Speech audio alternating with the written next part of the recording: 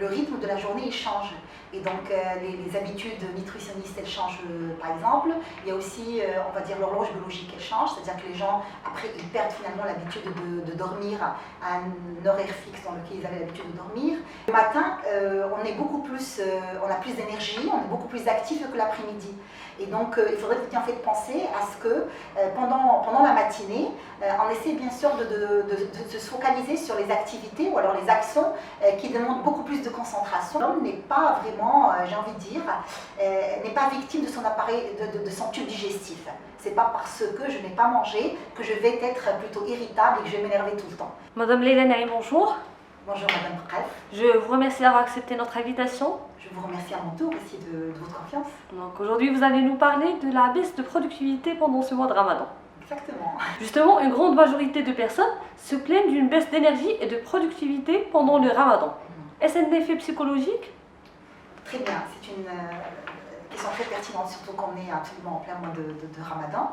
Donc c'est vrai qu'en management, nous constatons qu'un peu, au fait, la productivité elle est plutôt au ralenti. Peut-être bien pas une grande baisse, mais quand même, il y a quand même un ralenti dans le rythme. Il y a de tout. Il y a un effet qui est complètement réel et puis il y a l'effet psychologique. Donc ce qui est réellement réel, c'est que pendant le mois de Ramadan, au fait, le rythme de la journée il change.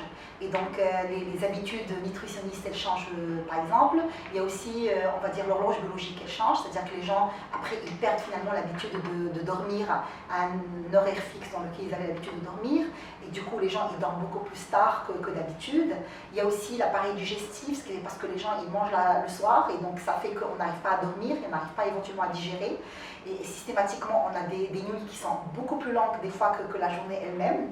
Il y a aussi certaines personnes qui restent beaucoup plus, on va dire, sous l'impact des stimulus, de certains stimulus comme le café, le thé ou alors la cigarette.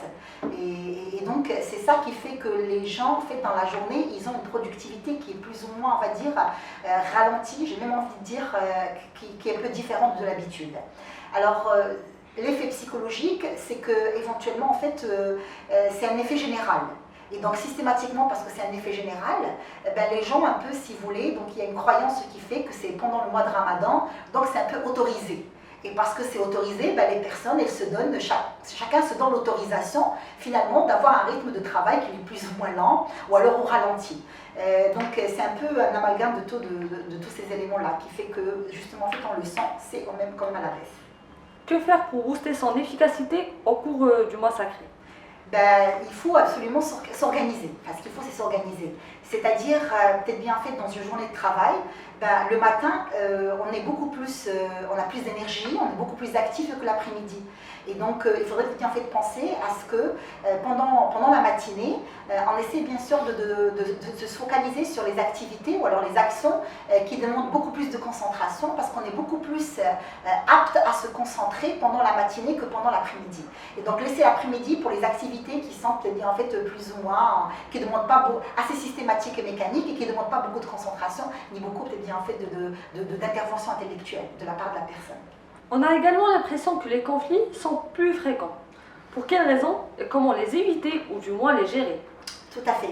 Donc, comme j'ai dit, il y a une croyance qui fait que pendant le mois de Ramadan, donc, on se dit que, par exemple, le manque de sommeil, ou les gens un peu, si vous voulez, donc, il y a une idée qui fait que les gens, ils se donnent un peu l'autorisation d'avoir une humeur très ramadanesque.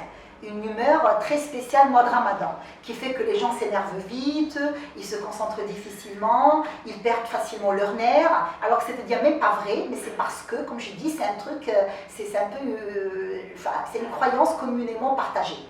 Et donc, quand les personnes elles se donnent cette autorisation-là, voilà, ils se donnent l'autorisation de crier, ou alors complètement s'énerver pour rien, ou alors de dire que voilà, je ne suis pas concentrée, etc.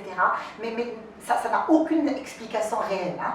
Donc, à part bien sûr le manque de sommeil, à part éventuellement, comme j'ai dit, au fait les stimulus qu'ils avaient l'habitude de prendre, mais encore est-il, l'homme n'est pas vraiment, j'ai envie de dire, n'est pas victime de son appareil, de son tube digestif. C'est pas parce que je n'ai pas mangé que je vais être plutôt irritable et que je vais m'énerver tout le temps. Donc c'est plus un effet psychologique. Alors, mes conseils, c'est que ceux qui regardent cette vidéo aujourd'hui puissent considérer le mois de Ramadan comme un mois qui est normal. Et donc, pour le gérer, il faut peut-être bien en fait penser à une organisation différente. Dans le sens où, dans le monde professionnel, comme je l'ai dit tout à l'heure, donc essayer bien sûr de concentrer les activités qui exigent beaucoup plus de concentration et beaucoup plus d'efforts intellectuels, donc la matinée, et l'après-midi la laisser plutôt pour les activités qui ne demandent pas, c'est-à-dire autant d'exigences intellectuelles ou de concentration. Donc il faut aussi organiser, j'ai envie de dire, son rythme de nutritionniste, mais également son rythme de sommeil. Donc sachez qu'aujourd'hui, le mois de Ramadan intervient en pleine période bien sûr professionnelle et de travail. Il y a aussi des journées qui sont longues et chaudes, bien évidemment. Donc il faudrait absolument essayer de s'organiser le soir de façon à ce qu'on puisse dormir dans la même heure, hein, c'est-à-dire dans une heure fixe, et tout en conservant plus ou moins, j'ai envie de dire, l'horloge biologique. Et puis manger léger, surtout manger léger pour justement en fait ne pas, on va dire, avoir tous les problèmes digestifs dans la journée. Donc c'est un mode de vie qu'il faut mettre en place pendant le mois de Ramadan, mais également un fonctionnement, bien sûr, dans le travail, dans la vie professionnelle, qui ferait que ça va être un mois où on pourrait même être nettement plus efficace.